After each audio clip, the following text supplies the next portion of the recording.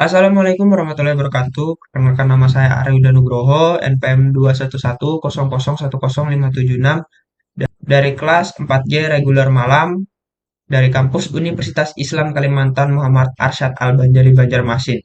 Baik, pada kesempatan kali ini izinkan saya menjelaskan proyek akhir saya dari mata kuliah PBO 1 yang dimana dari UAS tersebut ada beberapa persyaratan yang harus kita penuhi. Contohnya, kita buka dulu penilaiannya. Nah, di sini ada 14 persyaratan penilaian yang harus kita rancang atau kita penuhi dalam menyelesaikan tugas akhir PBO 1. Yang pertama ada kelas, yang kemudian ada objek, yang kemudian ada atribut, konstruktor, mutator, aksesor, encapsulation, inherits, polymorphisme, seleksi, perulangan, I/O sederhana, array, dan error handling. Baik, kita langsung saja membuka source code NetBeans-nya. Setelah itu, kita buka project. Nah, untuk persyaratan nomor 1, persyaratan yang pertama tadi, kita disuruh membuat kelas. Nah, di sini dari project ini saya sudah membuat 3 kelas, yang dimana kelas pertama saya membuat adalah kelas pegawai, yang kedua data pegawai, dan yang ketiga pegawai main. Nah, jadi di dalam pegawai kelas pegawai ini ada yang namanya atribut. Nah, jadi di dalam kelas pegawai itu ada atribut atau variabel yang bernama itu ada string nama, string name, string jabatan, string lahir, dan string telepon.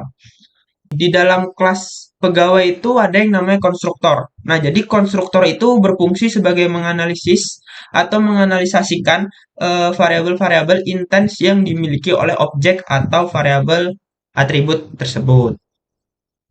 Nah, kemudian kita lanjut lagi. Nah, setelah dari konstruktor, kita lanjut ke mutator. Jadi, mutator ini digunakan untuk merubah nilai suatu field anggota atau member untuk memiliki parameter yang berguna sebagai penerima nilai dari luar kelas untuk merubah nilai dari suatu field. Fungsi dari mutator ini adalah memberikan nilai awal pada suatu objek yang dibuat oleh atribut atau nilai variabel yang di atas ini. Jadi, fungsi dari mutator itu adalah untuk menerima nilai dari luar kelas. Nah, kemudian ada yang namanya aksesor. Persyaratan yang selanjutnya ada aksesor. Nah, jadi aksesor ini adalah sebuah konsep yang dimana ada sebuah metode yang digunakan untuk mengembalikan nilai field atau variabel yang memiliki hak akses atau private ya atau sebutannya protected.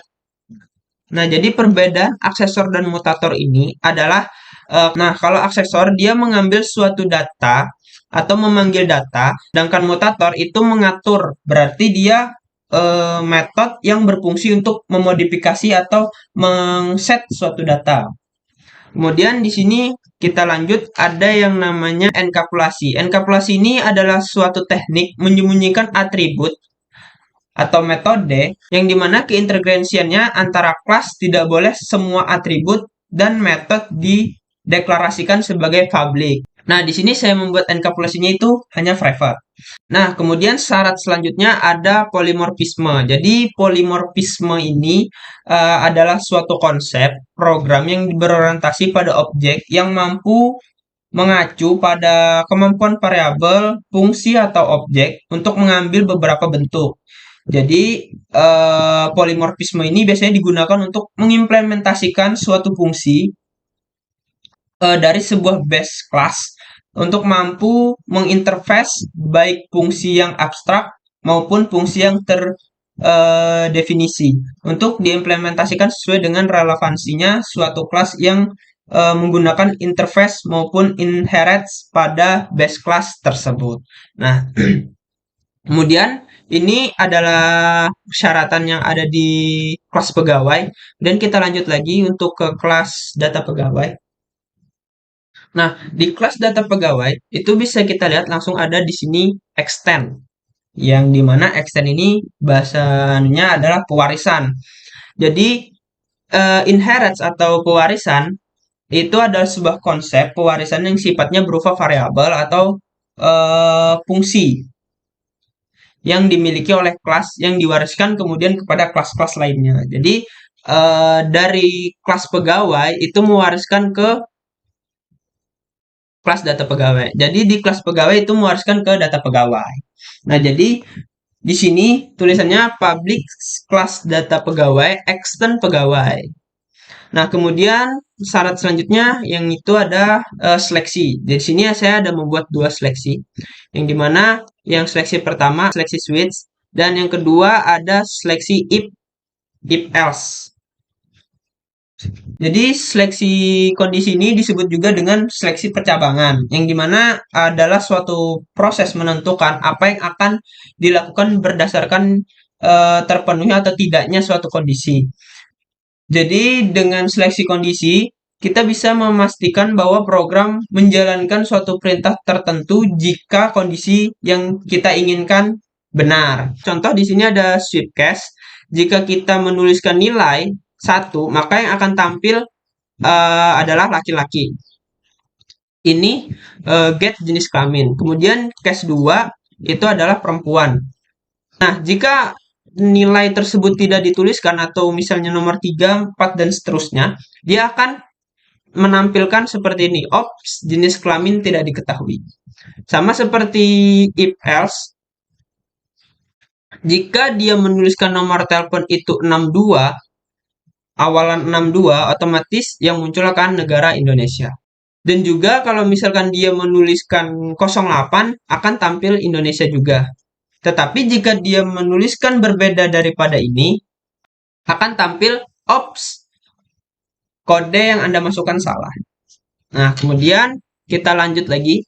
Nah, kemudian di sini ada polimorfisme, yang dimana polimorfisme ini sama dengan di kelas pegawai. Nah, cuman yang berbedanya untuk di kelas pegawai ini dia hanya menampilkan display infonya dari nilai variabel yang di atas. Dan polimorfisme yang ada di kelas data pegawai dia menampilkan tahun bulan tanggal lahir, kemudian tahun bulan masuk, kemudian jenis kelamin, nomor urut CPNS, dan negara. Kemudian kita lanjut lagi ke kelas yang ketiga, ada kelas main. Nah, di kelas main ini ada yang namanya perulangan.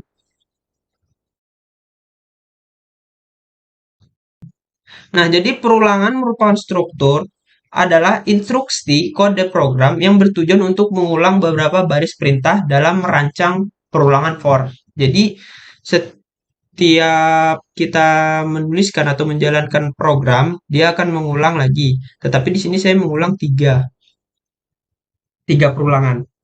Kemudian syarat selanjutnya ada array. Array ini digunakan untuk menyimpan beberapa nilai satu variabel. Kemudian alih-alih dia mendeklarasikan variabel terpisah untuk setiap nilai. Kemudian syarat selanjutnya ada IO sederhana atau import IO yang berfungsi merupakan suatu perintah untuk memasukkan metode atau perintah dalam bahasa pemrograman Java sehingga perintah tersebut dapat aktif dan digunakan atau berfungsi. Jadi import ini berfungsinya sebagai bahasa pemrograman sehingga perintah tersebut dapat aktif. Jadi kalau misalkan kita tidak menuliskan import java.until scanner, otomatis Javanya tidak aktif. Nah, yang terakhir ada error handling. Error handling ini adalah suatu penanganan kesalahan error yang berfungsi berbagai macam keadaan dalam pemrograman. Nah, di sini saya membuat error handlingnya. Jika user memasukkan nomor yang salah, otomatis dia akan tampil seperti ini. Kesalahan nomor, mohon dicek kembali. Kemudian jika dia mengirimkan format NIP yang salah, maka akan tampil seperti ini. Atau NIP yang tidak sesuai dengan data yang sudah dibuat atau data pegawainya, dia akan tampil seperti ini. Format NIP salah, mohon dicek kembali. Kemudian kesalahan umum jika dia ada menuliskan kesalahan-kesalahan seperti NIP dan lain-lain. Contoh, kita run. Nah, di sini memasukkan nama pegawai satunya yaitu Aryuda. Untuk NIP kita memakai tahun bulan lahir. Misalnya saya 2003, 0403, terus tuh tahun pengangkatan dan bulan pengangkatan 2015 bulan 4, contoh ya. 2015 bulan 4, kemudian jenis kelaminnya laki-laki, kemudian di sini nomor urut 001. Kita enter, jabatannya sebagai camat, misalnya, kemudian tempat lahir Banjarmasin, nomor teleponnya kita pakai 08 ya, 08 12 511 20009. Kita enter, dan nama yang kedua, Yuda, kemudian NIP pegawainya kita bisa sesuaikan 1997 0308. Kemudian 2023 bulan 12, eh, ini jenis kelaminnya nomor 2, nomor urutnya 2002. Enter, kemudian jabatan pegawainya sebagai lurah Banjarbaru, dan nomor telepon kita pakai 62 ya, 6208 12 511 2009. Oke, data yang ketiga kita pakai nama Hanif. Kemudian kita memasukkan NIP 2003 0403, kemudian 2014 bulan 5, jenis kelaminnya kita mencoba 3, kemudian nomor urutnya 003. Enter, jabatannya sebagai kasih transtip. Tempat lahirnya di Palangkaraya. Kita enter, nomor teleponnya kita memakai nomor telepon yang tidak kita simpan tadi. 5 ya sembarang. Enter, dan kemudian data pegawainya akan tampil seperti ini. Contoh yang sudah kita input tadi, data pegawai yang pertama namanya Aryuda Nugroho, NIP-nya 2003 0403, 2015 04, jenis kelamin 1, kemudian nomor urut 1. Apa benar? Banjarmasin tempat lahirnya, nomor teleponnya 0812 ini, kemudian tahun bulannya 2003 0403, tahun bulan masuknya 2015 bulan 4, jenis kelamin laki-laki, nomor urut 1, negara Indonesia. Nah, kemudian data yang kedua, Yuda, kemudian jabatannya lurah, tempat lahir Banjarbaru, nomor telepon 62 62812, kemudian tahun bulan masuk tanggal lahir 1997 0308, tahun bulan masuk 2023 bulan 12, jenis kelamin perempuan, nomor urut CPNS 2, negara Indonesia. Nah, yang ketiga, data yang ketiga itu ada namanya Hanif, IP-nya 2003 bulan 4 tanggal 3 2014 bulan 5, jenis kelamin 3, tidak diketahui, eh, kemudian nomor urut 3. Apa kita lihat, kasih terantip, kemudian Palangkaraya, kemudian nomor telepon, kemudian ini sama yang sudah ada di NIP, kemudian tahun bulan masuk 2014 bulan 5, jenis kelamin tidak diketahui karena kita mengetik nomor 3. Kemudian nomor urut CPNS-nya dan negaranya tidak diketahui karena saya memakai kode negara Indonesia. Jadi kalau misal menampilkan kode lain, dia otomatis akan muncul tampilan seperti ini. Ops, kode yang dimasukkan salah.